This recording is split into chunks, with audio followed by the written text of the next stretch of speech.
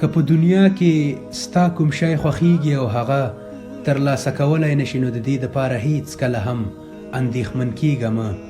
ځکه پیغمبر صلی الله علیه وسلم فرمایي یو شی به ستا خوښیږي خو الله به هغه ستا دپاره لیکلی نه وي،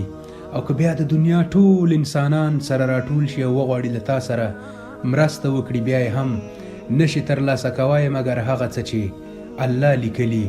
او که هماغه څه یې ستا دپاره لیکلي وي او هغه د غرونو په تل کې وي د هغې ځای نه به یې راباسي او تا ته به یې درکوي، ځکه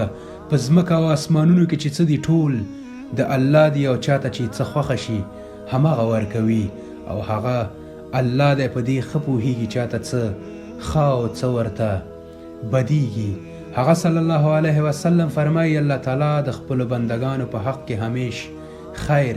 خوښوي. مه کوه دومره سوچونه او فکرونه د دې ژوند په اړه چې څه به وکړم او څه به کیږي، ځکه هغه چا چې دغه ژوند درکړی هغې به هم ستا د ژوند په اړه څه فکر کړی وي.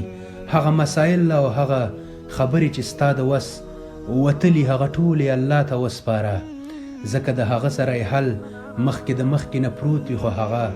ستاسې د صبر امتحان اخلي. الله تعالی فرمایي دا دنیا ماته د مچ د وزر په اندازه هم ارزښت نه لري، نو ته د مچ په وزر کې خپله برخه څومره بولي.